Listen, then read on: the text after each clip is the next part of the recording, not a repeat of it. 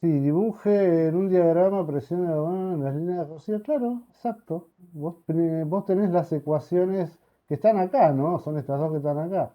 Vos tenés las presiones de vapor de los puros y le tenés que ir dando valores a las fracciones molares, ¿sí? Y calculando la presión total e ir volcando esa información en el gráfico. Claro. Y las presiones puras se mantienen, son esas siempre. Sí, son esas. Esas cambian solo si cambias la temperatura. Como Bien, producto isotérmico no cambia. claro, está bien. Profe, una pregunta. Sí. Para el 2D que estaban hablando recién, eh, me perdí si yo tengo que asumir como que la composición esa que me dan de un mol de 1 propanol y 3 de 2 propanol, la tengo que asumir como que se mantiene en todos esos casos, ¿no? No, vos decís, ¿se mantiene? Sí, la composición global se va a mantener. Lo que Claro, puede bueno, la pasar, global, la digo global, la...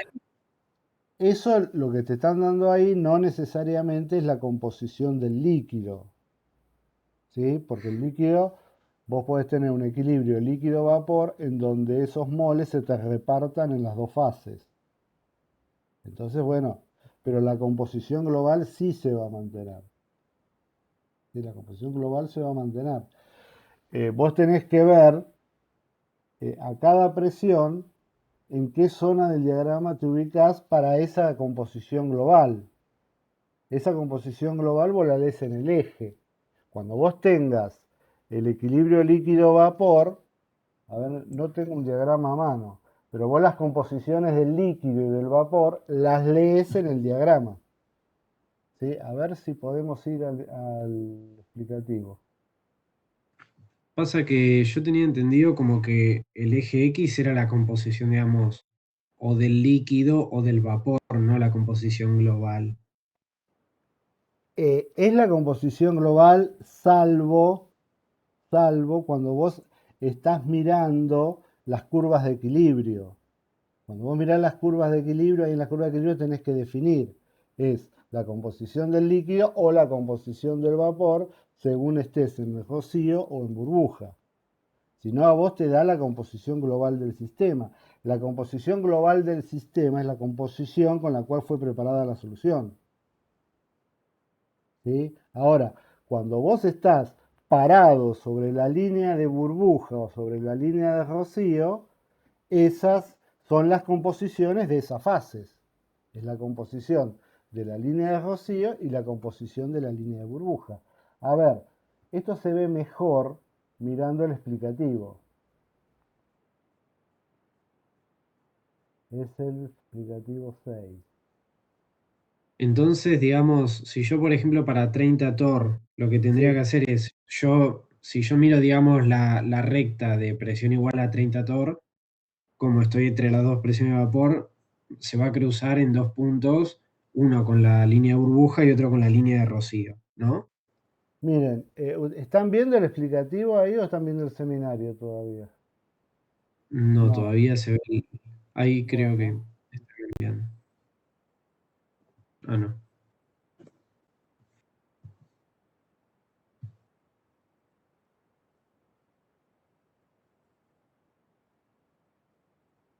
acá tenemos un diagrama de fase. ¿Sí? Acuérdense que este diagrama de fase tiene los nombres invertidos. ¿Sí? Si vos, por ejemplo, partís de una solución que tiene esta composición, ¿sí? Cuando vos partís, la composición que te da el ejercicio es la composición del líquido, porque tenés líquido nada más. ¿Sí? Ponele que estás acá, o estás acá abajo, la composición del vapor, igual, no importa. Es la composición global del sistema, es la composición de una de las fases. En ese caso, pues solo tenés una fase. Cuando vos llegás acá, el sistema se te divide. Si vos seguís cambiando la presión, por ejemplo, estás acá, el sistema tiene esta composición global. La composición global es la misma, porque vos no estás sacando ni poniendo materia del sistema. Pero ahora se te divide en dos. Se te divide en un líquido que va a tener se ve mejor acá, en este puntito, en un líquido que va a tener esta composición y en un vapor que va a tener esta composición, pero la composición global del sistema es la misma. El sistema siempre tiene un mol de uno y 3 moles del otro, ¿sí? Y esa composición global está dado por el punto de equilibrio de estas dos rectas como si fuera algo llamado la regla de la palanca, que ya lo vamos a mencionar, ¿sí? Pero la composición global del sistema siempre sigue siendo esta. En este ejercicio vos tenés que ver cuánto tengo yo inicialmente de cada uno de los dos. ¿Cuál es la fracción molar de uno de ellos? Es esta. Bueno, subo hasta 30 torres. A 30 torres que tengo, imagínense que esto es el diagrama de fase de ese ejercicio. Tengo dos fases. Bueno, ahí se me va a dividir en un líquido de esta composición y en un vapor de esta composición. Ya ahí el líquido tiene una composición distinta a la global, porque se produjo un reparto. Algo fue para el vapor, algo va para el líquido, como al vapor va lo más volátil, las composiciones cambian, pero la global sigue siendo la misma, Profe, porque siempre tenemos la misma sería, cantidad de uno y de otro. sería Sí, como fracción molar del, como si no hubiera vapor, que mirás. no, vapor hay. Yo estoy acá, Y y claro, pero tengo si no, líquido y si, vapor. Esta es la composición del líquido. Bueno, acá en ¿y el cómo dibujo haces está... para saber, cómo A haces ver, para saber qué fracción molar mirar? ¿cómo qué fracción molar mirar? Acá, O sea, bueno, acá está medio descentrado, por el ejemplo, dibujo está en el de descentrado. 30 Tor, Sí. Vos subís con la composición global, llegás a 30 torr y lees las dos composiciones. La del líquido la lees acá, la del vapor la lees acá. Esas son las dos composiciones de las fases en equilibrio. Vos entrás siempre con la global, seguro. Si vos seguís de largo, o sea, seguís aumentando la presión, vas a tener todo líquido. ¿Qué composición va a tener ese líquido? Una del primero, tres del segundo. ¿Sí? La división se produce en esta zona del medio, porque ahí tenemos el equilibrio líquido-vapor. Ahí está el equilibrio entre las dos fases. Por afuera de esa ojiva tenemos el líquido y tenemos el vapor. Toda la mezcla está líquida, toda la mezcla está vapor. Y la composición es la misma, ¿sí? La división se produce si la presión está en este ranguito de acá. Las composiciones de la fase las miran siempre dentro del diagrama. Buscan el líquido, leen la composición del líquido. Buscan el vapor, leen la composición del vapor. Y así se sabe las composiciones de las dos fases en equilibrio. Siempre partiendo de la composición global del sistema, por supuesto.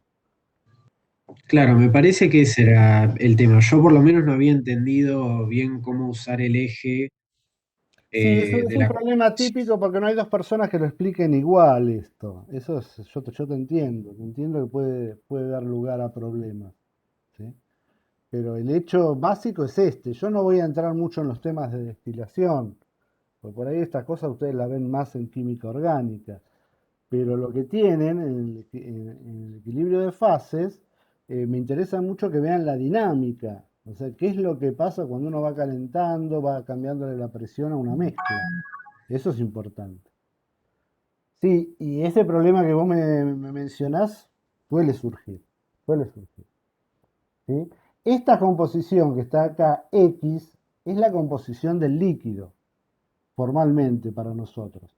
Lo que pasa es que eso es válido 100% cuando vos estás con la fase líquida. Si vos tenés equilibrio líquido-vapor, ese líquido original se te divide en dos fases. Y esas dos fases tienen composiciones distintas. Por ejemplo, en este diagrama, ponele que vos partís de este punto de acá arriba. Uy, tengo un líquido que tiene un mol de esto y dos o tres moles del otro. Le voy bajando la presión de a poco, de a poco, de a poco. Llego acá, ahí me aparece el primer vapor. ¿Qué composición tiene ese vapor? Bueno, busco la línea de rocío, que es esta que está acá. Bajo y leo la composición del vapor. Porque estas líneas, las dos, responden a este mismo valor. ¿Sí? No hay que calcular una composición de vapor. Si vos lo estás leyendo en la línea de burbuja, es la composición del líquido. Pero si lo estás leyendo en la línea de rocío, es la composición del vapor. Esa es la gracia. Cuando ustedes construyen esto, le ponen el valor de X y el valor de Y puede ser el mismo. O sea, ustedes pueden decir, ¿cuánto vale la línea de rocío para 0,2? ¿Cuánto vale la línea de burbuja para 0,2? Y grafican esos dos valores para 0,2. Y obtienen este diagrama que está acá. Entonces, lo que están leyendo abajo es la composición del líquido para una de las líneas y la composición del vapor para la otra. Eso seguro. Eso también a veces trae problemas. Porque no todo el mundo te lo dice así. O tienen otra forma de verlo. Pero el diagrama se lee de esta manera. O sea, ustedes no tienen que hacer otra cuenta para sacar la composición del vapor. La composición del vapor se lee directamente en el diagrama. O sea, ustedes llegan acá. Este es el punto de ebullición, o sería el punto de ebullición isotérmico, por decirlo así, la presión a la cual entra en ebullición el líquido. Bueno, ¿cuál es la composición que sale de ese líquido? Bueno, la composición del vapor que sale de ese líquido la leen directamente en el diagrama y la leen en el eje X. Punto. Esa es la composición del vapor. A veces a uno le da la duda, no, pero acá me da X y a mí me están pidiendo Y. No, no, no, es la misma. Esta es composición. Es composición para la línea que uno esté trabajando. Si es la línea de burbuja, será el líquido. Si es la línea de rocío, será el vapor. ¿Se ve esto? Es más fácil. El diagrama es más fácil de lo que uno se lo quiere complicar. No se lo compliquen. Es bien directo el diagrama. A veces uno le da una vuelta más de rosca y ahí es donde se complica. A medida que uno Profe, sigue bajándole la presión, la composición de las dos fases va cambiando. ¿Sí? La composición del líquido se mueve para acá, la composición del vapor se mueve para acá. Cuando llega a este puntito de acá, todo el líquido se convierte en vapor. ¿En vapor de qué composición? Y de la misma que tenía el líquido original, porque todo lo que antes era líquido ahora es vapor. Eso es lo que yo llamo la composición global del sistema. Sí, te escucho. entonces, por ejemplo, en el del 1-propanol, 2-propanol, había 3 moles de 2-propanol y 1 de 1-propanol. Entonces, por ejemplo, para 2-propanol sería 0,75 la Sí. fracción molar. Entonces, o sea, me meto por el eje X, Claro, sería, entras eh, acá y si a 30 estás en la zona de dos fases, claro, te fijas la composición de las dos fases o sea, tirando me una muevo como horizontal. horizontalmente Claro, hasta que toco la A. seguro, Ah, seguro. Vos tenés que buscar las composiciones de las dos fases en equilibrio. Eso lo haces tirando una horizontal directamente. Sí, sí, no digamos más nada, lo vamos a oscurecer. Es simplemente así. Entonces ahí en el eje lees las composiciones de las dos fases. Sí, es la composición en términos del componente que está marcado acá abajo, por supuesto. Es la composición X1 y la composición Y1 del líquido y del vapor. Nada más que eso. Las composiciones de las fases en equilibrio siempre salen del diagrama de fases. Siempre, siempre. O sea, si a uno le piden, calcule la composición de, bueno, tal cosa, bueno, eso sale del diagrama de fases. O de las ecuaciones que lo originaron. Estas que están acá. Depende de los datos que uno tenga. Yo no sé si los ejercicios de este seminario, no me acuerdo, me parece que no, todavía no nos metemos con eso, así que no lo voy a mencionar. Después te pueden preguntar qué cantidades tengo de cada una de las fases. Esa es otra pregunta. O sea, primero es la composición de cada una de las fases y después cuánto tengo. O sea, qué cantidad en masa, en moles, tengo de cada una de las fases. Eso se responde usando lo que se llama la regla de la palanca. Como en este seminario todavía no aparece, y para no complicar las cosas, no la vamos a mencionar, pero absorban el concepto de composiciones del diagrama, cantidades de la regla de la fase. La regla de la fase es la regla de la palanca. Perdón, la regla de la palanca, regla de la fase, me están mezclando las reglas. La regla de la palanca. La regla de la palanca, no sé si todavía, creo que no llegaron todavía a ver estas cosas con Cecilia, sirve para ver qué cantidades tengo yo de las dos fases. Pues esa es la otra pregunta. Bueno, genial. Yo tengo dos fases que tienen esas composiciones, pero ¿cuánto tengo de cada una? Bueno, eso se responde aplicando lo que se llama la regla de la palanca. ¿Mm? Eso va a aparecer seguramente en el seminario que viene. Bien, ¿quedó más o menos Sí, simple? Sí, sí, ahora sí. creo que sí. Háganlo simple, no se compliquen la vida. Esto es mucho más simple, esa es la experiencia mía, es mucho más simple y mucho más intuitivo de lo que puede parecer a simple vista. Entiendo que no va a haber dos personas que se lo expliquen igual, ni va a haber dos libros que se lo expliquen igual, porque cada uno lo encara con una perspectiva ligeramente distinta. Esta es la forma más sencilla de verlo, es la forma más sencilla. No tiene puntos oscuros. ¿Sí? Bien, ¿qué más? Este ejercicio háganlo al detalle porque les va a ahorrar mucho laburo en comprensión de cosas del seminario que viene. Es un ejercicio importante. Además es como el ejercicio, digamos, arquetípico de este tema, ¿no? Ahí tienen todo metido lo que es equilibrio líquido-vapor en una mezcla ideal. Cuando tengan una mezcla no ideal, como vamos a ver en otro seminario, va a ser todo muy parecido a esto, pero esto ya lo van a tener más o menos elaborado. Así que háganlo con todo el detalle posible. Bien, ¿qué más? Yo tenía una duda con el ejercicio 3.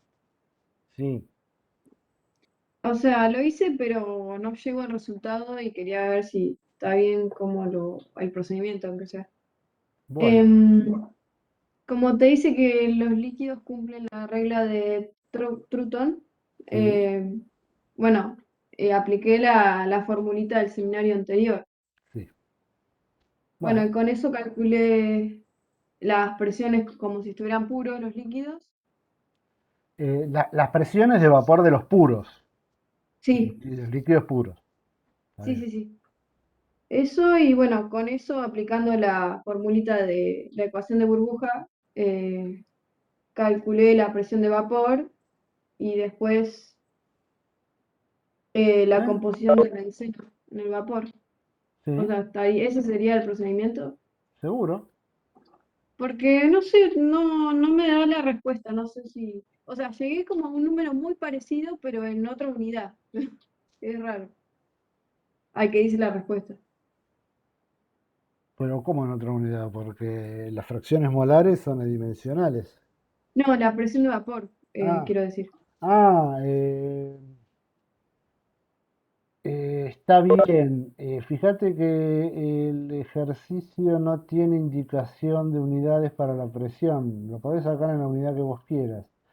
Eh, Yo la dejé en atmósfera porque en el seminario anterior estaba en atmósfera, por está eso. bien. No, no hay problema.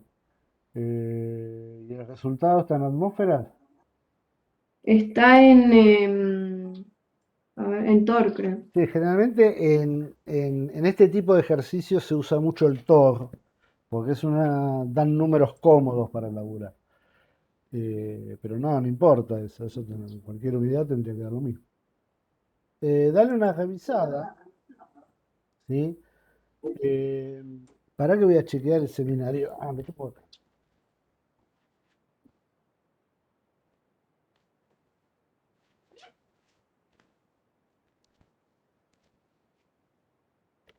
Mm.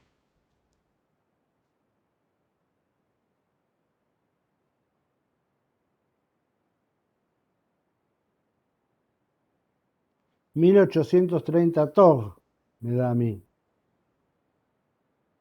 Sí, a mí me dio 1803 atmósferas, por eso, No, cuando no, lo no, fui a no, pasar. no puede ser, es muchísimo. No, no, Sí, fíjate, es mucho. revisá, 1, revisá. perdón. Sería, 1,803. eh, 1, y 1,803. Y no sé, pues 1830 son 760, son más de 2 atmósferas. ¿Cuánto te dieron las presiones de vapor A de mí, los puros? profe, yo ese lo hice o sea, me dio en atmósferas 238 y después en Tor me dio 1811. Bueno, ahí está más o menos en onda. 238, 2 algo tiene que Eh, ser, creo. sí, eso puede ser algún calculito, algún decimal de la ecuación de Clapeyron. ¿Cuánto les dieron las presiones de vapor de los puros? A mí la de uno me dio... mm, no me entiendo en mí mismo. La de benceno me dio 22,35 y la de tolueno 9,68 en TOC, las presiones de vapor de los puros. Ahí les puede dar una pequeña diferencia, ¿sí? Según cómo hayan usado la regla de Troughton también un poco. Profe, Sí, Tor es lo mismo que milímetros de mercurio, ¿no? Es 760 la conversión. sí, Ah, un torre es un milímetro de mercurio. sí, sí, sí, sí. Pasa que capaz era como bar y atmósfera y por eso me daba, o sea, me dio como No, bueno, sí, pero no está. ligeramente distinto, pero eh, bueno, no importa. bueno, fíjate, tenés que llegar al mismo número, ¿eh? O sea, sí, el Sí, o procedimiento sea, a vos te está dio bien, pero 1830, a mí me dio 1811. no, está bien, eso es Sí, tolerable. Me parece medio mucho, porque es un error de redondeo es un 2% como mucho. Un 2%, 3% si redondeaste a lo bestia. A veces estos errores que uno dice, bueno, me equivoqué, están ocultando otra cosa. Entonces hay que ver si no están ocultando algún vicio que uno tiene por ahí. Quizás también el vicio puede ser mío, por ahí el número mío está. Pero estos problemas ya están muy probados, así que me parece que si afinamos un poquito las cuentas vamos a llegar al resultado. Yo usé ah, profe, como después regla, pregunta perdón, qué perdón, perdón. aproximaciones Sí, hicimos si yo no hice, o sea, más allá de la regla que pide que usemos, no hice ninguna aproximación. ¿Es eso nada más? no, bueno, estás usando la aproximación que estás suponiendo que la solución es ideal.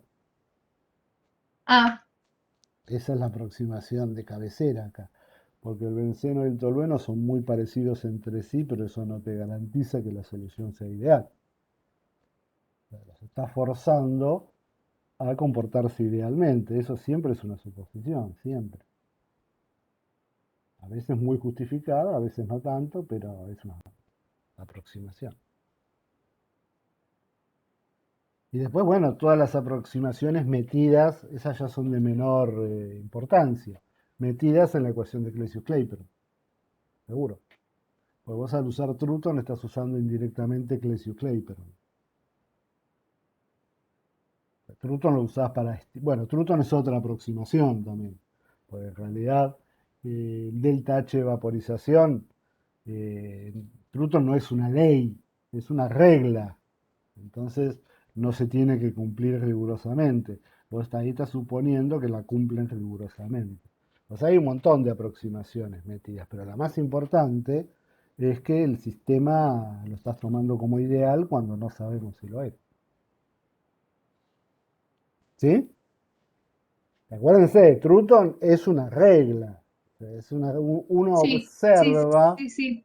que para los líquidos más o menos pasa esto, pero no es una ley ni mucho menos. Sí, o sea, se cumple, bueno, sí, hasta ahí nomás. Es como, es como un comodín que uno tiene cuando no tiene más información o cuando tiene poca información de un sistema, se acuerda de la regla de Troughton y dice, bueno, vamos a suponer que la cumple. En general sí, la cumplen más o menos, pero es una regla, nada más. Bien, ¿quedó más o menos? Bueno, ese es los cálculos que se hacen cuando uno tiene una solución ideal, ¿no? Todo muy sencillo, todo cumple la ley de Raoult, así que no hay problema. Después los ejercicios que siguen eran de la ley de Henry, ¿sí? ¿Cómo anduvimos con eso? Profe, yo después de eso, en el punto 6C, el Sí. delta G me dio, pero al poner la constante de Henry en atmósferas, o sea, por qué va en atmósferas? Y no, creo que lo había, o sea, como estaba haciendo todo en Tor, me parece, lo hice en Tor y Pero tenés que ver las unidades también. Tenés que ver las unidades que vos metés adentro del logaritmo. Cuando manejan la constante de Henry, fíjense que la constante de Henry tiene que ajustarse a la ecuación que está en el instructivo. Y esa ecuación incluye las unidades. Fundamentalmente es por el estado de referencia, o sea, la razón conceptual es que vos tenés un estado de referencia que es un bar. Si vos querés calcular el delta G cerito, tenés que someterte al estado de referencia de un bar. Cuando se plantea la ley de Henry se tiene en cuenta eso. Y como está en bar, el estado de referencia, vas a tener que poner el K en bar o en atmósfera, que es muy parecido, pero no en torr, no en torr. sí, está O bien. sea, si vos lo usás para hacer cuentas, por ejemplo, en la ley de Henry propiamente dicha, P igual a K por X, ahí usalo como quieras, no hay ningún problema. Pero cuando querés pasar de la ley de Henry a información termodinámica, tenés que tener cuidado con el estado de referencia, con el cerito de los delta G. Como ese cerito siempre hace alusión al bar, te conviene, para evitarte todos los problemas, poner todo en bar. Entonces ahí te olvidas. Ahí te va a salir bien seguro. Si no, si te quedan dudas, fíjate la definición de la constante de la ley de Henry, o mejor dicho, la relación de la constante de la ley de Henry con el delta G de disolución, que es la ecuación clave en este tema. Entonces ahí vas a ver que hay un temita con las unidades. O sea, en la definición o en la relación entre la constante de Henry y el delta G de disolución van a aparecer las unidades de presión. Tienen que aparecer. Porque de esa forma vos estás obligada a poner la constante de Henry en una unidad dada. Si no, el delta G dependería de en qué unidad pones vos la constante de Henry. Y eso no puede ser. Tiene que estar en una unidad determinada. Pero eso es cuando vinculan todo esto con información termodinámica. Para hacer las cuentas comunes de la ley de Henry no hace falta, lo pueden usar en la unidad que ustedes quieran. Creo que con eso no vas a tener problema. Sí, está bien. Listo. Bueno, después está el D, que hay que pensarlo un poquito. Es una aplicación a problemas de biología, de todo esto. Ese, bueno, mírenlo, háganlo y después se discute. Bueno, con eso termina el seminario. Es un seminario cortito. ¿Sí? ¿Alguna pregunta más quedó flotando por ahí? Es el momento. Yo tenía una duda del 5 Sí, y del dígame. 4. Bueno, el Del 5. 5, o sea, yo llegué, o sea, no sé, el dato de la entalpía de disolución, ¿para qué Perdón, se el usa? 5. Sí, acá está. El delta H de disolución, suponiendo que el cloro se indique si la solubilidad aumenta o disminuye al aumentar la temperatura. Uy, este ejercicio le había puesto unas actividades, lo voy a tener que sacar. Bueno, sí, tu pregunta es ¿para qué te dan ese delta H? Sí, Eso es para ver si aumenta o disminuye con la temperatura. Es como si fuese un problema de equilibrio. El equilibrio está determinado por el delta G, pero su variación con la temperatura está controlado por el delta H. Entonces, según el cual sea el signo del delta H, la solubilidad va a aumentar o a disminuir con la temperatura. Fíjate que es de tipo conceptual casi, o sea, tenés que ver si el delta H de disolución es positivo o negativo, nada más, es lo único que te interesa. Si es positivo pasa algo, si es negativo pasa lo contrario. ¿Mm? Generalmente vos pensás que la solubilidad de los gases disminuye con la temperatura. Entonces, tu respuesta tiene que estar en consonancia con eso. Bien. ¿Sí? Y Pensalo, si se te complica mucho con Henry, pensalo como si fuera un problema de equilibrio químico, ¿sí? Donde el proceso de disolución es el proceso que vos querés estar estudiando y le aplicarías la ecuación de Van Hoff, de la variación de la constante de equilibrio con la temperatura. Esos procesos no son lo mismo, pero son paralelos, son análogos. Este no es un proceso químico, porque acá no hay reacción química, hay un proceso de disolución, pero siguen más o menos las mismas directivas. Entonces, pensalo, viste como hacíamos con equilibrio, uy, si la reacción es endotérmica se desplaza para este lado, y si es sí, exotérmica bueno, es lo mismo acá. Acá tenés una reacción que es exotérmica, porque el delta H es negativo. Entonces, si aumentás la temperatura, ¿qué pasa con el avance de esa reacción? ¿Avanza hacia los productos, entre comillas, o retrocede hacia los reactivos? Es lo mismo. bien. Y aparte de ese mismo, o sea, yo calculé la molalidad Sí, y me quedó 0,0062 mol por kilogramo. sí, está bien. Me A parece que está partir de bien. ahí, ¿sí? Ah, bueno, yo pensé que por ahí estaba mal porque de eso planteo una reglita de 3, ¿no? Planteo esos moles están en un kilogramo, en un mol que creo que decía, ¿no? O no dice, pero ¿cómo? Perdón, vos fíjate que este ejercicio no te pide una unidad específica para la solubilidad del gas. El número que vos sacaste es la solubilidad del gas. Vos querés Claro, sacar. esa era mi duda. Yo pensé No, que no, tenía no. que llevarla a No, la no, no, cantidad. no, no, no. Si te dice en fracción molar, bueno, lo tendrás que pasar a fracción molar. Pero este ejercicio no pide ninguna unidad específica para la Claro, solubilidad. está bien. Entonces tu resultado es perfectamente válido. Hay que ver si está bien, pero es válido.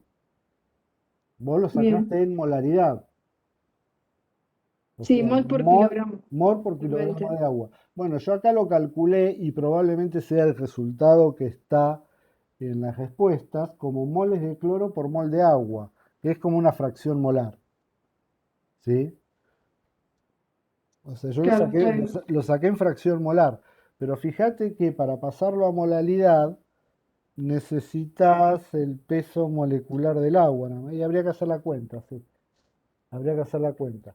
Pero en principio, si el ejercicio no te exige una unidad determinada para la respuesta, como sí pasan las actividades, que ahí forzosamente tenemos que dar el resultado en una unidad dada, acá cualquier unidad es válida, cualquier unidad para expresar la concentración de una solución es válida. Para gases se usan dos, se usa o la fracción molar o la molaridad. La molaridad es genérica para cualquier tipo de soluciones en físico-química, pero podés usar también la fracción molar. Bien. Convertila a la unidad que está en las respuestas y fíjate si te da. ¿Sí? Sí, y otra cosa respecto al 5 también. El delta G es de formación. O Sí, sea, yo lo planteé, o sea, planteé la reacción de solubilidad. sí, el gas Es, que da el acuoso. claro, Sí, G de productos menos G de reactivos. Como el reactivo, que sería el elemental, es cero, sí, entonces puedo decir que es el delta G de disolución. Quería ver si estaba bien eso. está perfecto. Buenísimo. Entonces ya está el 5. Sí, y eso es muy importante porque a veces uno pisa el palito en estos ejercicios y se cree que ahí está, me dieron ese delta G, debe ser el de disolución. Ojo, no es, ese es el de formación del compuesto acuoso. Para sacar el de disolución, tengo que relacionarlo con el del reactivo. Acá justo el del reactivo es 0. Pero si ustedes tuvieran otro gas, por ejemplo, qué sé yo, dióxido de azufre, ahí no va a ser 0. Entonces tengan cuidado con eso. ¿Entendés? No hay que caer en la trampa, por decirlo así. Bien, Y bueno, la última duda del 4, en el 4. me mareó mucho el tema de que la solubilidad esté expresada así, o sea, porque queda como la fórmula de la fracción molar, ¿puede ser? ¿En qué sentido? No te sigo. Sí, Porque vos me... están dadas en fracciones molares y bueno, mientras puedas calcular la constante de Henry usando fracciones molares. Claro, pero no sé, no sé cómo relacionar eso, la solubilidad en fracción molar con porque tengo que calcular los moles y la masa del solvente para sacar la molaridad. Y aparte, no entendí por qué. Probé considerando que Pero no paséis por la molaridad, o sea, no es obligatorio pasar por la molaridad. Trabajarlo en fracciones molares, si te complica la molaridad. Igual la molaridad siempre se puede transformar a fracciones molares directamente. Creo que sí, lo único que te hace falta es el peso molecular del solvente, me parece. O sea, hay una transformación directa, está en el explicativo, pero no es indispensable pasar por la molaridad. O sea, hacerlo todo en fracción molar. O sea, pues acá te dice, calcule el valor de la constante de Henry, exprese los resultados en torr como, bueno, después te lo piden, mol por kilo atmósfera. Bueno, sí, ahí probablemente tengas que pasar a molaridad. Pero si no te dijera eso, hacelo todo en fracción molar, no te ajosques con la molaridad. claro, pero no sé. O sea, a mí me re mareé con este ejercicio. O sea, Pero no sé cómo calcular. pero escúchame, mira, a ver, estoy mirando acá, sí, eh, vos querés calcular la molalidad. Eh, Mirá, O sea, la fracción molar es la molalidad multiplicada por el peso molecular del solvente, directamente. El peso molecular del solvente es 0,018 kilos por mol, porque es el agua. sí, Bien, entonces ahí tenés una conversión directa. Siempre que ustedes trabajen con soluciones muy diluidas, y las soluciones de gases en agua suelen ser muy diluidas, ¿cómo te das cuenta que es diluida? Ahí porque esa fracción molar que está ahí es muy chiquita. Entonces, sí. evidentemente, eso te está diciendo que hay muy poco gas por mol de solvente.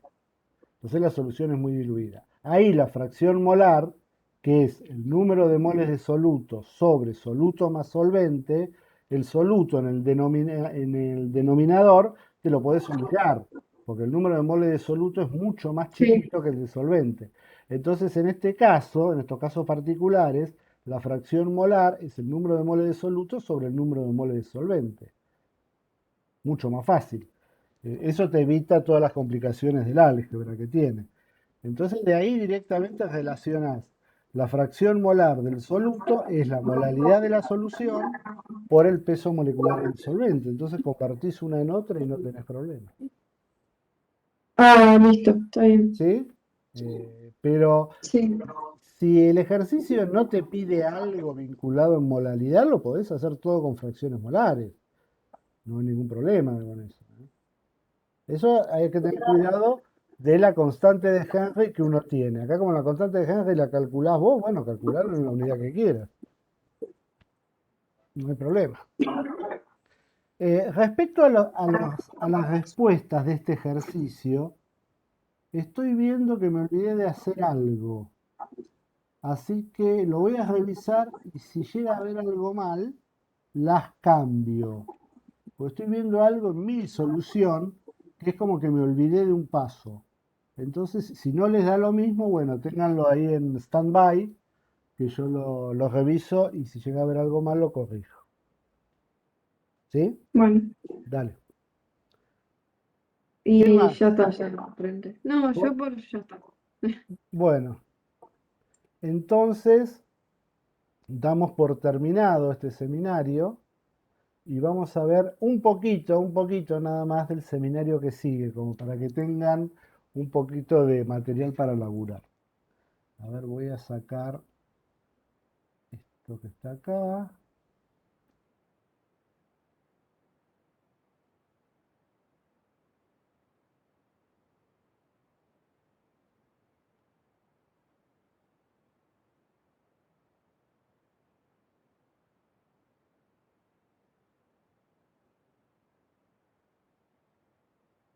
No lo tengo abierto, con razón no lo veo.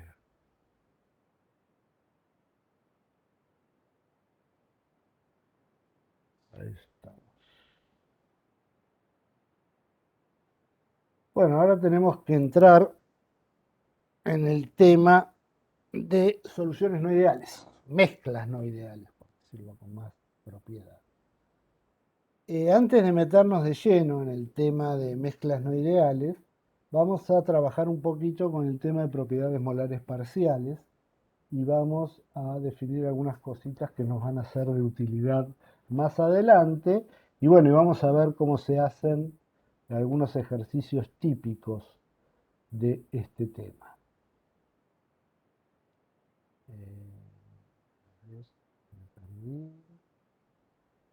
Acá. Bien. Entramos entonces en el seminario 7. El primer tema que vamos a ver es propiedades molares parciales, ¿sí? Cuando uno trabaja con soluciones ideales, uno llega a la conclusión de que siempre alguna propiedad del sistema, por ejemplo el volumen, se puede escribir como contribuciones de los componentes individuales. O sea, siempre las propiedades del sistema son aditivas, o sea, se pueden armar sumando contribuciones bien definidas de cada uno de los componentes del mezcla. Por ejemplo, como habíamos visto que la variación de volumen de mezcla es cero, yo puedo escribir el volumen molar de una mezcla como la suma de los números de moles de los componentes multiplicado por los volúmenes molares de los componentes puros. O sea, cada elemento, cada constituyente de la mezcla contribuye de una manera bien definida, o sea, bien definida me refiero a con su volumen molar propio puro, al volumen total de la mezcla. Esta propiedad aditiva, así tan simple, se pierde cuando uno pasa a soluciones reales. Esto ya no deja de ser válido en general. Se produce una mezcla, o sea, los componentes ya contribuyen de una manera más compleja a la propiedad de la muestra. Sin embargo, en fisicoquímica, como no trabajamos con un modelo estructural de la materia, o sea, nosotros no vemos cómo interaccionan entre sí las moléculas, ni en un gas, ni en un líquido, o sea, no tenemos un modelo de interacción, o sea, no vemos ningún tipo de estructura que nos diga, bueno, la molécula de benceno interacciona con la de tolueno siguiendo las siguientes pautas. No, de hecho, ni siquiera hablamos de moléculas. En la termodinámica no hace falta dar un modelo de la materia. Para la termodinámica es lo mismo si la materia está formada por moléculas o es un continuo, como un chicle. Le da lo mismo. O sea, no hay una estructura de la materia atrás de la termodinámica. Funciona igualmente bien si la materia es molecular o no lo es. Entonces no podemos, para cada sistema en particular, ponernos a estudiar cómo es la interacción entre las moléculas que forman la mezcla. Eso no se hace, está fuera del alcance de la termodinámica. Entonces, ¿cómo hace la termodinámica para solucionar el problema?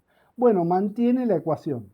Dice, bueno, si para el sistema ideal tengo esto, para el sistema no ideal voy a tener algo análogo donde este volumen que aparece acá dentro de la sumatoria, ya no voy a decir que es el del puro porque no lo sé si es así. Es otra cosa. Y a estas nuevas cantidades las llamo volúmenes molares parciales. Y en general, propiedades molares parciales, que se definen de modo tal de poder mantener el mismo tipo de ecuación. pero a priori yo no puedo decir qué es esta cantidad. O sea, acá en la solución ideal digo, es el volumen molar del puro, genial. Tengo una interpretación física directa para esa cantidad. En el caso de soluciones reales, no. Tengo que definir una nueva cantidad. Esa cantidad se va a llamar propiedades molares parciales. Este enfoque de la termodinámica es el mismo que vamos a usar la próxima clase para introducir el concepto de actividad. Estas cantidades se introducen en la fisicoquímica para mantener la forma de las ecuaciones de los sistemas ideales, o sea, para que las ecuaciones sigan siendo iguales. Ahora, para forzar esa igualdad de ecuaciones, uno tiene que redefinir las cantidades. El volumen molar parcial hay que definirlo. Bueno, ¿cómo se define? El diferencial de volumen, ya lo habíamos visto, cómo se construye. Bueno, el volumen es una función de varias variables. La temperatura, la presión y los números de moles de todos los componentes que forman la mezcla. Entonces, si quiero escribir el diferencial, tengo que armarme las derivadas parciales respecto a todas esas variables. A la temperatura, a la presión y a todos los números de moles de los componentes de la mezcla. Estas derivadas parciales que aparecen acá van a ser los volúmenes molares parciales de los componentes en la mezcla. O sea, la definición de volumen molar parcial va a ser la derivada del volumen respecto al número de moles de ese componente, manteniendo la temperatura, la presión y el número de moles de los otros componentes como constantes. Esta es la definición operativa, la definición última de una propiedad molar parcial, en este caso el volumen. ¿Cuáles son las otras propiedades molares parciales? Bueno, todas las funciones termodinámicas, entropía, entalpía, energía libre de Gibbs, parcial es el potencial químico. Entonces, bueno, para el caso particular de una propiedad molar parcial cualquiera, puedo escribir lo mismo y definirlo análogamente. Para G, si trabajo con la energía libre de Gibbs molar parcial, eso es igual al potencial químico, directamente. Bien, ¿qué características tienen las propiedades molares parciales? Bueno, tienen una muy importante, que están definidas como derivadas. Y están definidas conceptualmente como, si yo voy a esta ecuación que está acá arriba, las propiedades molares parciales son el efecto que tiene el agregado del componente I sobre la propiedad total. O sea, ¿cómo afecta el agregado del componente I a la propiedad total del sistema? Ese efecto en un sistema real, sistema no ideal, puede ser aumentar o disminuir. Por ejemplo, si yo agrego ciertas sales a soluciones acuosas de esas sales en agua, a veces el volumen disminuye, la solución se contrae. En ese caso, el volumen molar parcial es negativo. Y hay que estar a la expectativa de que las propiedades molares parciales a veces tengan signos que a uno le parezcan raros. Por ejemplo, puede haber un volumen molar parcial que sea negativo, cuando uno no ve volúmenes negativos en la vida cotidiana. Bueno, un volumen molar parcial puede ser negativo, por eso implica que cuando yo agregue ese componente, el volumen de la solución va a disminuir. Se va a producir un efecto de contracción. Esa es una propiedad, digamos, extraña, anómala de este tipo de propiedades molares parciales. La otra propiedad, bueno, la otra propiedad la vamos a ver en un ratito, pero ¿cómo se determinan las propiedades molares parciales en el laboratorio? Bueno, eso depende fuertemente de cómo mida uno en el laboratorio cada una de estas propiedades. Nosotros nos vamos a concentrar en el volumen, ¿sí?, que es la más sencilla de medir. Las entalpías molares parciales se determinarán con calorímetros y las entropías molares parciales se determinarán a partir de los potenciales químicos y de las entalpías molares parciales. Cada una tendrá su secretito o su técnica específica para la determinación experimental. Nosotros nos vamos a quedar con el volumen. El volumen de una mezcla se determina usualmente midiendo su densidad. O sea, la técnica es, quiero medir volúmenes de mezclas, mido densidades. ¿Cómo se miden las densidades? Bueno, eso lo vamos a ver en el laboratorio.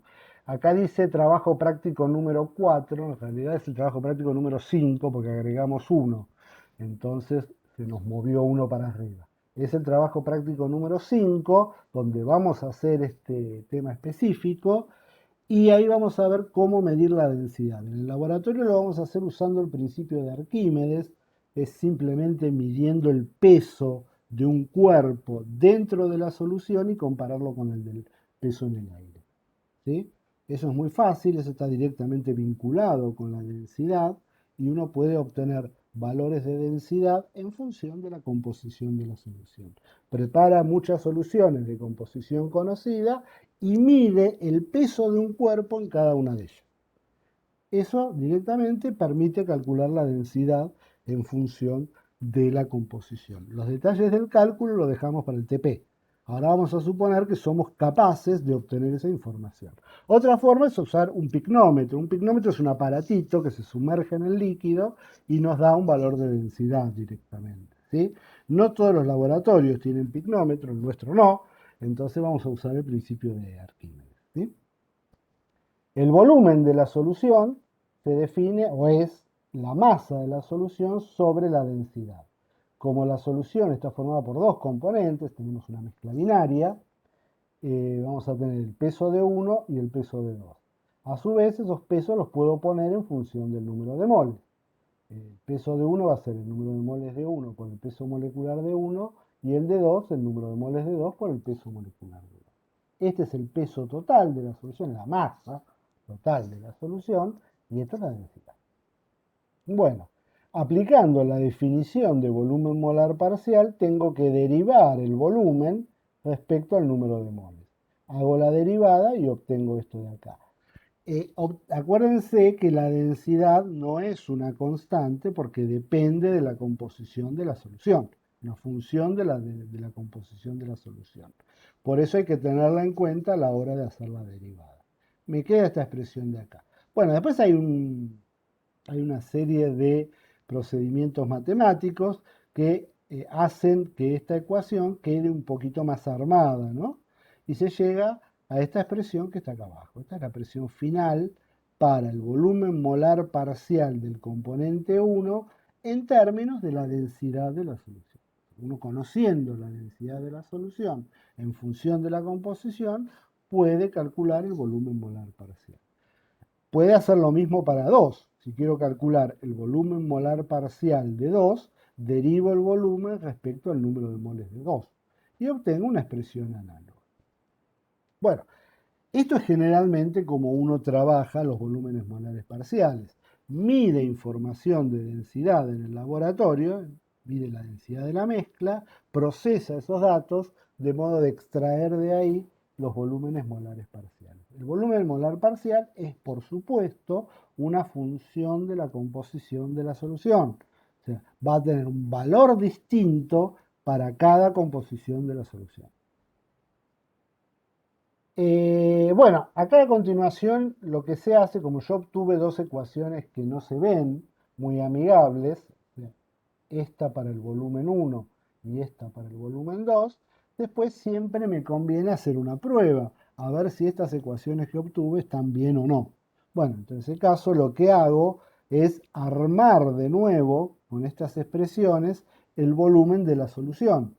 Y si llego al punto de partida, acá llego al punto de partida, significa que esas expresiones están bien.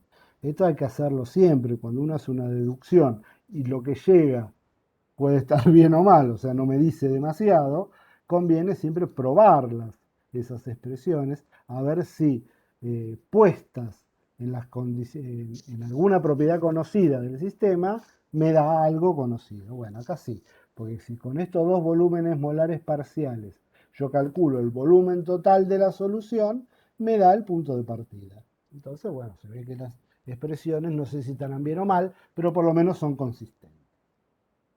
Bien. ¿Qué otra propiedad tienen las propiedades molares parciales? Bueno, tienen una propiedad fundamental de la fisicoquímica, que es la ecuación madre de cuando uno trabaja sistemas multicomponentes, es la ecuación número 1 de la fisicoquímica, que es la ecuación de Gibbs-Dagen. La ecuación de Gibbs-Dagen es una formulita muy sencilla que nos relaciona entre sí las propiedades molares parciales. Por ejemplo, si yo tengo una mezcla binaria y conozco la propiedad molar parcial, el volumen, la entalpía, la entropía, lo que sea, pero conozco una propiedad molar parcial de un componente, la del otro componente está vinculada a esa, o sea, no puede valer cualquier cosa. Si conozco una, la otra está fija, y está fija, está determinada por la ecuación de Gibbs-Dagen. La ecuación de Gibbs-Dagen es simplemente lo que está acá, no voy a abundar en la deducción que es muy cortita, eso es un tema más teórico, pero básicamente lo que dice es esto. Dice que la suma para todos los componentes de una mezcla del número de moles de cada componente multiplicado por el cambio, el diferencial en una propiedad molar parcial, tiene que ser igual a 0. Es decir, yo hago esta suma para todos los componentes, esa suma me tiene que dar 0. Para una mezcla binaria, esta suma es simplemente esto, N1, propiedad molar parcial de 1, más N2, propiedad molar parcial de 2. Eso significa que el cambio en una propiedad molar parcial está atado, está vinculado, está predeterminado por el cambio en la otra propiedad molar parcial. ¿Sí? Fíjense que hay un signo menos, eso quiere decir que cuando la propiedad molar parcial del componente 1 aumenta, la del otro componente tiene que disminuir, siempre. Esto, por supuesto, es para un sistema binario, para una mezcla de dos componentes. Si uno tuviese más componentes, una propiedad molar parcial se puede calcular en función de las propiedades de todos los demás. ¿Sí? Siempre hay una que está atada a las de todos los demás. Bueno, ¿para qué sirve la ecuación de Gibbs-Dagen? Bueno, sirve para muchas cosas. Por ahora, para nosotros, sirve para calcular una propiedad molar parcial conociendo de un componente, conociendo la del otro componente. Es decir, yo tengo información sobre la propiedad molar parcial del componente 1, no tengo que ir a medir la del componente 2. La del componente 2 ya está, me lo da la termodinámica a través de la ecuación de Gibbs-Dagen. Entonces, por ejemplo, vamos a ver un caso típico que es el que aparece en los seminarios. ¿Sí? La aplicación de la ecuación de Gibbs-Dagen a los volúmenes molares parciales. Supongamos que yo medí el volumen molar parcial del soluto, por llamarlo de alguna manera, del componente 2, en una mezcla binaria. Y me dio esta expresión que está acá. O sea, yo lo medí y dije, uy, mirá qué notable. El volumen molar parcial del componente 2 varía linealmente con la molaridad. Este es un resultado experimental que obtuve haciendo medidas en el laboratorio. Entonces digo, bueno, ¿cómo va a ser el volumen molar parcial del componente 1, del otro? ¿Lo tengo que también medir? No, no lo tengo que medir. Lo saco a partir de esta expresión. Y por añadidura, puedo después componer esos resultados para obtener una expresión del volumen total de la solución. Bien, ¿qué dice esta expresión? Bueno, esta expresión dice lo que acabo de decir, que el volumen molar parcial del componente 2 varía linealmente con la molaridad de la solución. Y me pide, calcule el volumen molar parcial del otro componente, o sea, lo que llamaríamos solvente, y el volumen total de la solución.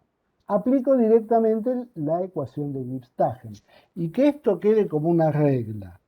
Siempre que uno tiene información sobre un componente de la mezcla y quiere saber algo del otro, tiene que usar la ecuación de Gibbs-Dagen. Eso como regla general. Yo tengo una mezcla benceno tolueno. Me dicen algo, uy, tengo información sobre el benceno en esa mezcla y me piden algo del tolueno, bueno, va a haber que pasar por la ecuación de Gibbs-Dagen. Bien, ¿cómo se aplica? Bueno, directamente la ecuación de Gibbs-Dagen para un sistema binario es esta expresión de acá. ¿Sí? A veces la ecuación de Gibbs-Dagen viene dada en fracciones molares. Fíjense que si esta expresión yo la divido a los dos miembros de la igualdad, los divido por el número total de moles, obtengo fracciones molares. Generalmente me conviene tenerla más en términos de número de moles para hacer este laburo. Entonces la dejo así. Bueno, yo lo que quiero calcular es el volumen molar parcial del componente 1. Lo despejo. Tengo esto que está acá. Me queda el diferencial del volumen molar parcial del componente 2. Bueno, pero tengo la ecuacióncita. La derivo y listo.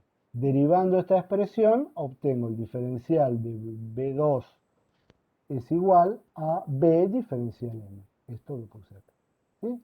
Simplemente uno obtiene experimentalmente los volúmenes molares parciales de un componente, los ajusta a una ecuación, esto acá es lineal por simplicidad, pero podría ser un polinomio de grado 7, no importa, se trabaja igual. Es más complicado matemáticamente, pero conceptualmente no cambia nada. Como acá tengo la molaridad y acá tengo número de moles, me conviene poner todo en la misma unidad. Entonces relaciono la molaridad con los números de moles. Eso lo acabamos de discutir en el seminario anterior. Así que esa expresión ya más o menos la tenemos. Reemplazando la molaridad por los números de moles, reemplazo estos dos números de moles que están acá, pongo todo en función de la molaridad. Me conviene siempre respetar la misma variable. Si acá el volumen molar está en función de la molaridad, obtener un volumen molar parcial del otro componente también en función de la molaridad, ¿no? Pero si uno lo pone en función de número de moles, estaría igualmente bien, no habría problema. Para recuperar el volumen molar parcial del componente 1, como acá queda en forma diferencial, lo tengo que integrar. Entonces integro esta expresión, estas dos cantidades son constantes porque M1 es el peso molecular del solvente, supuestamente agua, y me queda esta integral que está acá. Integro y no olvidarse de la constante de integración. ¿Sí? La constante de integración hay que ponerla porque yo estoy haciendo una integral indefinida. Siempre que hago una integral indefinida tengo que acompañarla con una constante de integración. ¿Sí? Esta constante de integración me dice que cualquier fórmula, cualquier función, perdón, que tenga esta forma, o sea, cualquier polinomio de grado 2 sin término lineal y con cualquier número como término independiente, es una solución del problema. ¿Sí? Esa es la solución matemática. Pero ahora yo necesito una solución física. De todas las soluciones matemáticas posibles, yo voy a sacar una que es la solución física aceptable. ¿Cómo la saco? Bueno, diciendo, ¿qué valor conozco para el volumen molar parcial del componente 1? Bueno, conozco uno solo. Sé que cuando la molaridad es 0, solo tengo solvente. Entonces el volumen molar parcial del componente 1, cuando la molaridad es 0, tiene que ser igual al volumen molar, ya no parcial porque hay un componente solo, de 1 puro. Tiene que ser el volumen molar del componente 1 puro. Ahí no pongo parcial porque hay uno solo, está uno solo, está puro. Entonces ahí la palabra parcial está de más. Bueno, cuando M es 0, C tiene que ser igual al volumen molar de 1 puro. Esto es muy importante en este tema porque generalmente en matemáticas la constante de integración no le damos importancia, o sea, es un número, punto, es una constante. Bueno, en física sí hay que darles importancia. ¿Por qué? Y porque eso determina la solución físicamente aceptable del problema. O sea, esta es la solución matemática. Bueno, sí, genial. Pero ahora hay que buscar una solución que sea consistente con la naturaleza física del problema. Esto no es matemática, es física. Entonces, de todas las soluciones posibles, elegimos la que tiene sentido físico. La que tiene sentido físico es la que C, la constante de integración, tiene ese valor.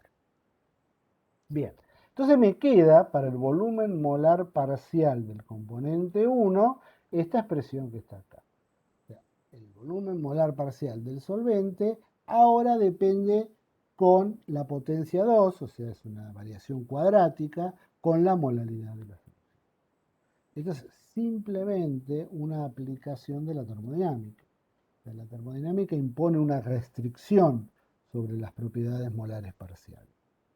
Esa restricción me permite a mí usarla como herramienta y calcular la propiedad molar parcial que me falta. Y esta es la técnica que se usa siempre que uno tiene que hacer este ejercicio. Esto se puede usar con cualquier propiedad molar. Esto no está limitado al volumen. Esto lo pueden usar para una entropía, para una entalpía, para una energía libre, para cualquier propiedad molar parcial que uno tenga. La ecuación de Gibbs-Dahem es perfectamente válida y es lo que se usa para hacer este trabajo. Una vez que uno tiene los dos volúmenes molares parciales, puede componerlos entre sí, sumarlos y obtener el volumen total de la mezcla. El volumen total de la mezcla es simplemente la suma de los volúmenes molares parciales, cada uno multiplicado por el número de moles de los componentes. Y se obtiene esta expresión final que está acá abajo. ¿Sí? O sea, la expresión del volumen de la mezcla, este se hace el volumen total, en mililitros o en litros o en lo que sea, de la mezcla, sigue una relación polinómica con la molaridad de la solución. Bien, todos los problemas, acá ya empezamos con el tema de actividad. El tema de actividad lo vamos a dejar para la semana que viene, para darles tiempo a ustedes de hacer estos ejercicios, creo que son 2 o 3 en el seminario, y no adelantarnos demasiado respecto a las teorías, porque una vez que veamos esto ya vamos a dar un paso muy grande y por ahí la dejamos muy atrás a las teorías. Entonces vamos a quedarnos, por ahora vamos a quedarnos con esto. El que agote los temas de seminario, o sea, que empiece a hacer el seminario 7 y quiera seguir con los temas de actividad, lo puede leer de acá y hacer los ejercicios y no hay ningún problema. Pero bueno, la semana que viene vamos a hacer un explicativo. Estaría bueno que hicieran eso, porque así la semana que viene discutimos todos los temas del seminario 7. Pero yo hoy voy a terminar acá, ¿sí? En este punto. Bueno, por mi parte nada más.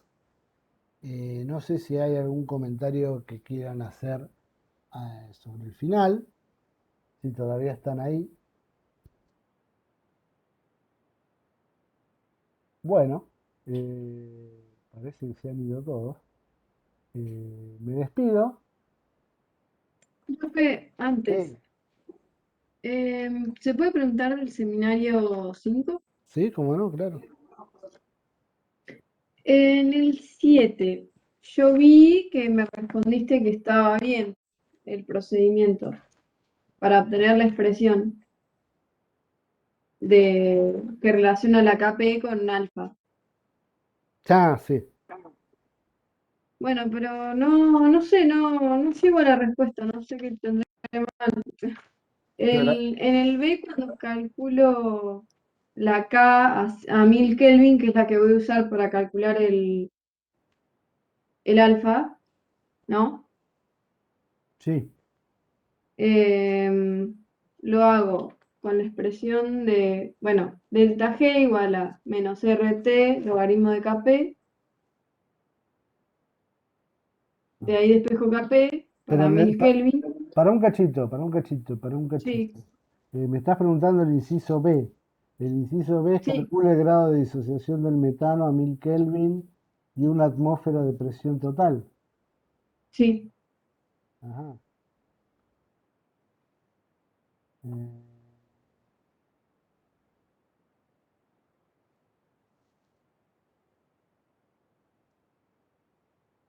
sí.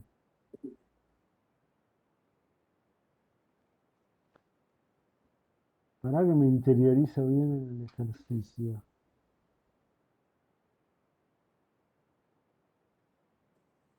Ah, qué interesante. ¿Y cómo lo hiciste? Bueno, primero tengo que hallar la KP a 1000 Kelvin. Sí. Entonces usé la ecuación delta G igual a menos RT logaritmo de KP. Sí. Bueno, llegué a que la KP me da 2,24 por 10 a la menos 3. Eh, ¿Pero qué valor de delta G usas? Porque te dice, creo que estaba explicado en el foro, haces de G de los productos menos G de los reactivos, como el de los productos de cero, se te cambia el signo y te queda 50,72 kilojoules por mol. Eh, Perdón, ¿eh? Es como que yo tengo otra versión.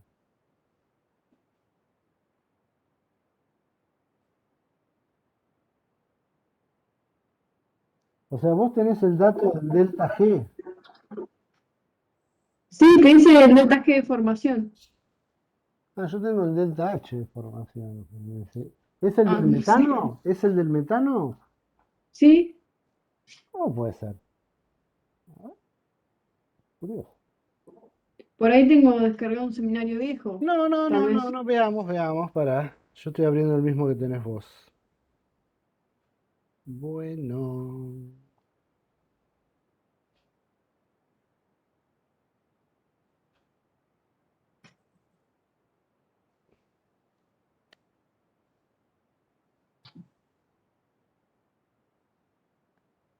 Ah, sí, es distinto. Acá hay un problema potencial. A ver, para dejármelo pensar. Sí, está bien lo que vos haces, yo lo entiendo, pero es a 1000 y a vos te dan el dato, te lo dan a 298. Eh, Sí, Ahí veo una objeción. ¿Se entiende? El delta H y el claro, delta S, si sí. vos me decís, bueno, lo supongo iguales, yo te lo compro con moño y todo, pero el delta G no, porque el delta G tiene una temperatura metida en el medio. Entonces va a cambiar mucho de 298 a 1000. ¿Se entiende? Claro, pero ahí cómo lo calculo a 1000. Con el dato de la composición de equilibrio.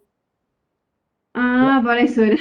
Está bien. Claro, si a vos te dice que a 1000 Kelvin y a una presión de una atmósfera, vos tenés un 73,8% molar de hidrógeno. Te están dando la composición, el porcentaje molar de hidrógeno en equilibrio. Así que de ahí podés sacar alfa y con alfa sacás la constante de equilibrio.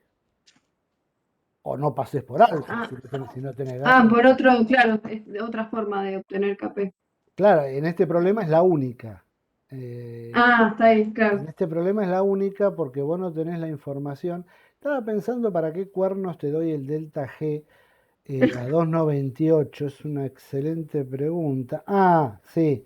¿Sabés para qué te lo doy? Porque después te van a pedir cómo va a variar el grado de disociación con la temperatura y con la presión. Bueno, eso te lo dejo para que lo pienses. Si no, no está al cohete el dato, tiene una utilidad. Pero fíjate bien, aprendamos del error y fíjate que vos usaste el delta G de reacción, ¿sí? A 298 para calcular un equilibrio a 1000. Eso no se puede Sí, hacer nunca, nunca, nunca. bien. Lo que vos podés mantener constante en un rango de temperaturas es el delta H y el delta S. Pero el delta G no, porque el delta G es delta H menos T delta S. Entonces tiene una dependencia explícita con la temperatura. Ahí bien a la vista. Y entre 298 y 1000 puede pasar cualquier cosa. Así que no, no. La constante de equilibrio se saca a partir de la información química del equilibrio que te dan ahí. Bien. Sí, sí. Claro, ese dato yo no sabía para qué se usaba y no lo usé directamente, pero bueno, está. Bueno, a ver, sigamos con el ejercicio. A ver, calcula constante de equilibrio, el grado de disociación se hace de esa manera. Y la presión total. Fíjate que la presión total en el equilibrio, grado de disociación, No, te dice que es una atmósfera. es una atmósfera, sí, la presión total de una atmósfera, sí, ahí no sé para... no, no, estoy leyendo mal, es una atmósfera de presión total, punto, se acabó. Calcula el valor de la constante de equilibrio y el delta S para la reacción indicada a 1000 Kelvin. Bueno, sí, calcular el valor numérico. Claro, ahora calcular el valor numérico, está bien. El delta S, bueno, ¿cómo calcular el delta S de la reacción a 1000? Bueno, ahí sí tenés que usar lo que te acabo de decir. Ya tenés el delta G a 1000. ¿Por qué? Porque tenés la constante de equilibrio.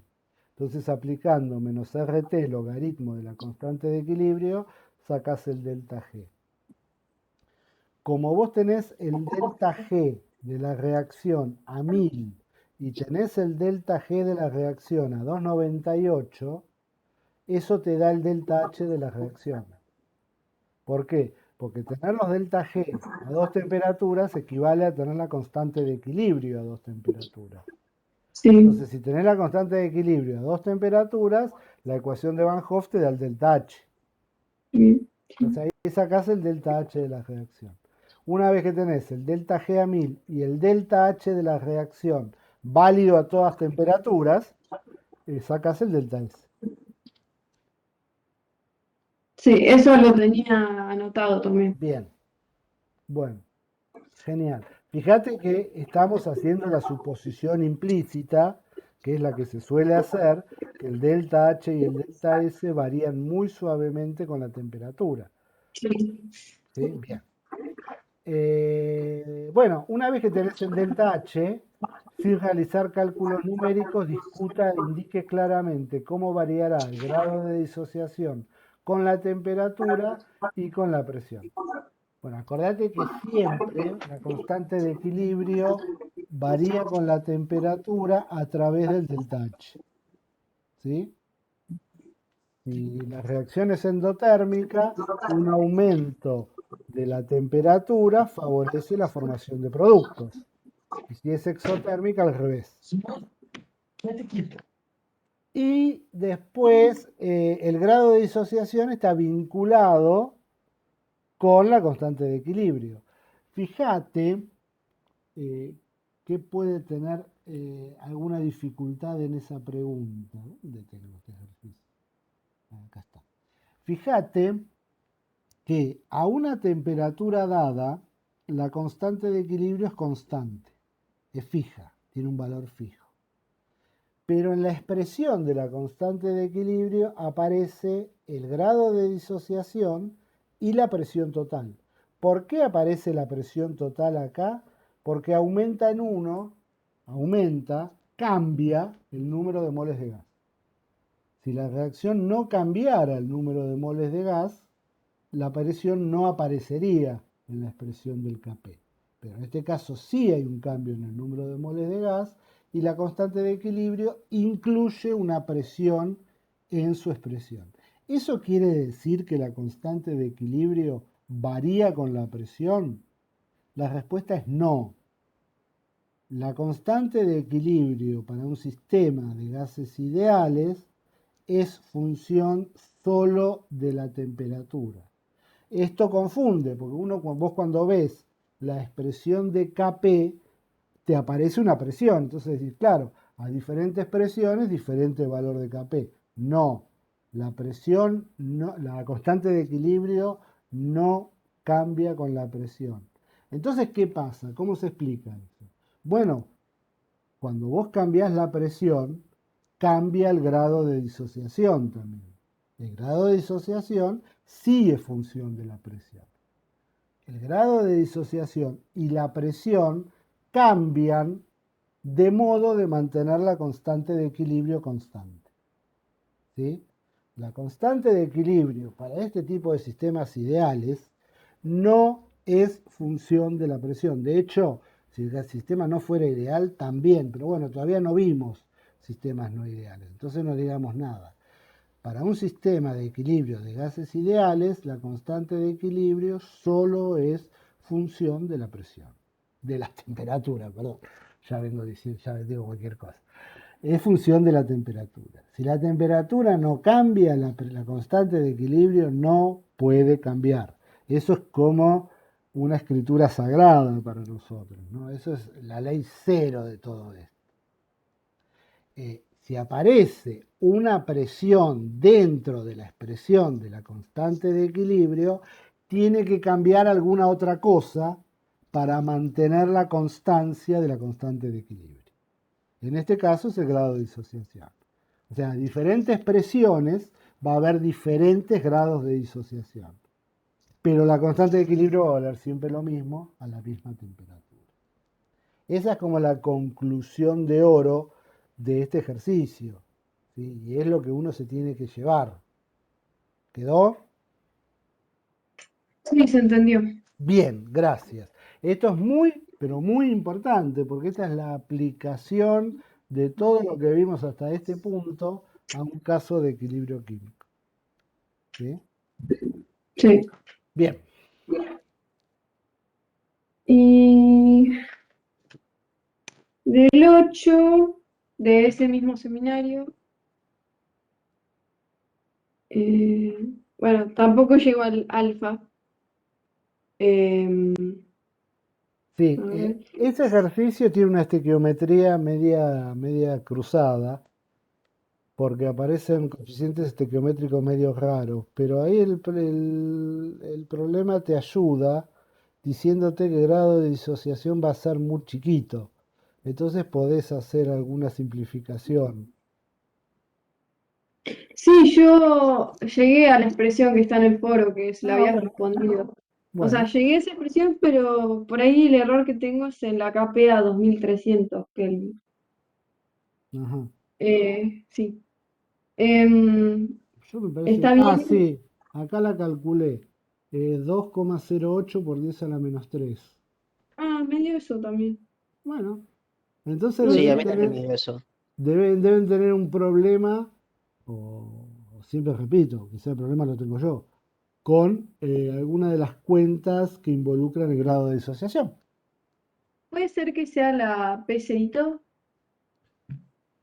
Y, pero la pecerito, ¿qué ponemos? Ponemos una atmósfera, un bar, ¿no?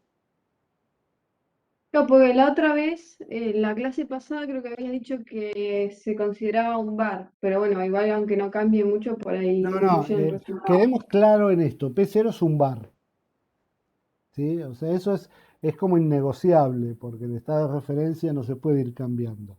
Yo lo que hago a veces es como la diferencia entre el bar y la atmósfera es muy chiquita, tomo un bar como una atmósfera en las cuentas, ¿sí? Pero eso es una aproximación que hago yo y no se las recomiendo que lo hagan, ¿sí?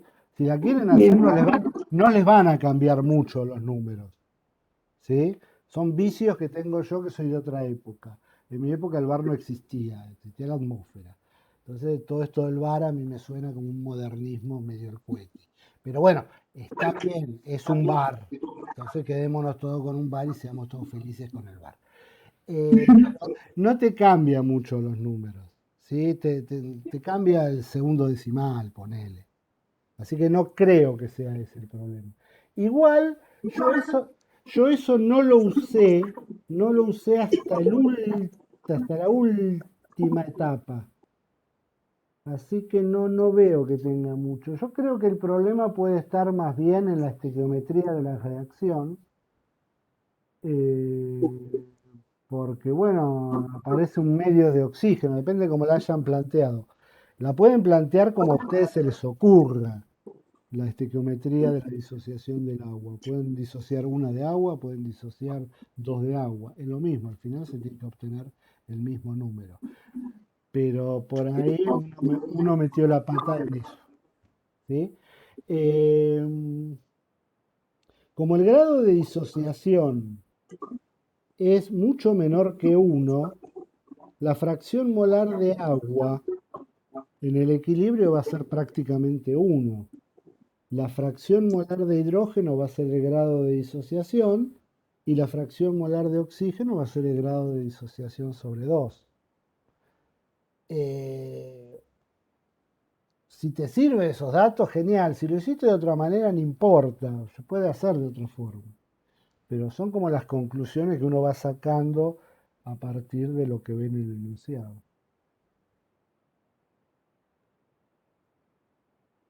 Profe, pero ahí ese 2,08 por 10 a la menos 3, que Mm, es el Kp, lo sí. igualás a la expresión que es alfa cubo sobre 2, P sobre P0, y Ah, tendría que no salir sé. ahí el No sé. grado, ¿no? Sí, sí, seguro. Lo que pasa es que yo apliqué todas las aproximaciones para no tener ese alfa cubo ahí.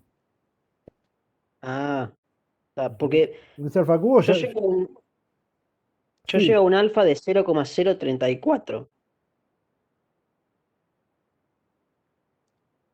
Ujú. Sí, tengo el mismo problema, yo también. Bueno, lo reviso. Por ahí es un problema en mi cuenta final.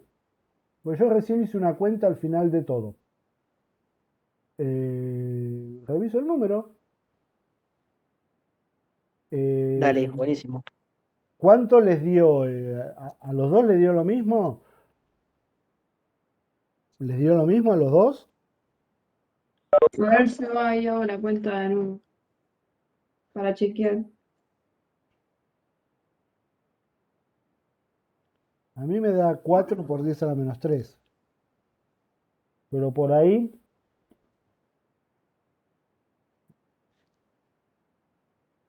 metí la pata con una cuenta. Sí, me dan 0,034. 0,0. 34. Bueno, las reviso y les comento en el foro. Bueno, Dale, genial. Pero perdón que te dije algo muy apresurado. Eh, Sí.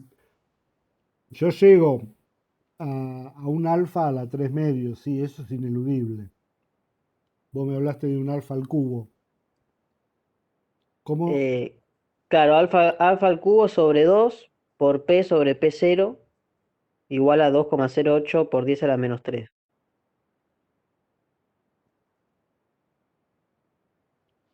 ¿Cómo plantearon la reacción de disociación del agua?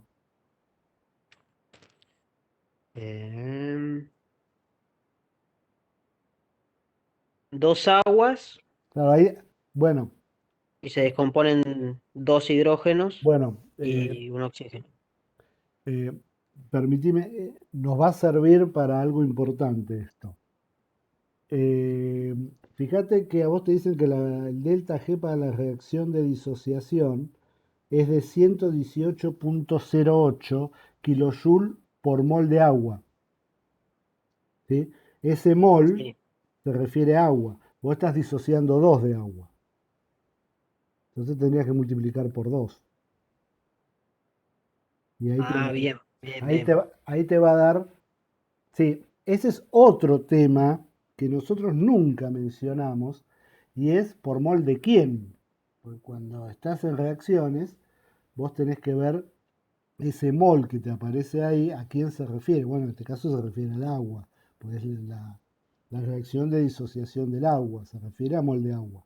Entonces, si vos estás disociando 2 de agua, tenés que multiplicarlo por 2, la constante de equilibrio te va a dar otra cosa, pues ya se refiere a otra reacción química, pero el número final vas a ver que te da lo mismo. ¿Sí? Bueno, buen pruebo entonces. Dale, ahí está el problema. ¿Viste? Siempre hay un problemita que uno ni se imagina. Bien, yo trabajé con la reacción de una sola de agua, por eso en la constante de equilibrio me da igual que a ustedes, pero después la interpretación va a ser distinta, porque el KP va a tener otra forma. Ahí está el problema. Bueno, háganlo y van a ver qué les va a dar. creo que es ida. Yo la hice recién ida.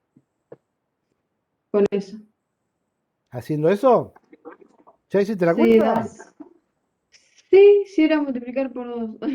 Nomás. Bueno, O sí, sea, multiplicás por 2 el delta G te da otra constante de equilibrio. Y después tenés que, bueno, claro, sí, está bien, no es mucho problema, está bien, está bien. Sí, Genial. da 0,0043 por ahí. Ahí está el problema. Eso también mírenlo siempre en equilibrio, ¿sí? Estemos seguros de quiénes son los moles que aparecen en los kilojoule por mol, ¿sí? En una reacción genérica hay que especificarlo. Eso es una ambigüedad que uno a veces no le da pelota, pero es muy importante.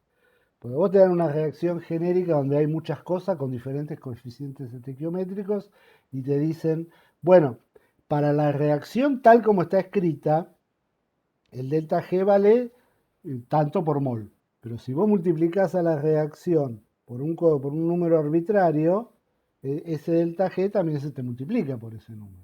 Y te cambia la constante de equilibrio. Así Claro. que eso siempre hay que mirarlo. La manera más segura de laburar es escribir la reacción y poner el delta G para la reacción igualada de esa forma. Esa es la forma más segura de laburar y es lo que se hace cuando la reacción puede dar lugar a varias interpretaciones, ¿no? En este caso no, porque te hablan del agua, entonces por mol de agua.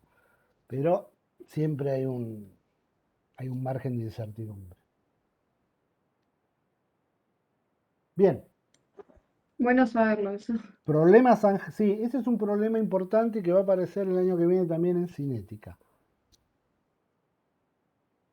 Son esos problemitas que nadie les da bolilla, nadie le da pelota, nunca nadie lo dice y después aparecen cuando uno resuelve un problema concreto. Bueno, extraordinario. ¿Algo más? Yo por mí no.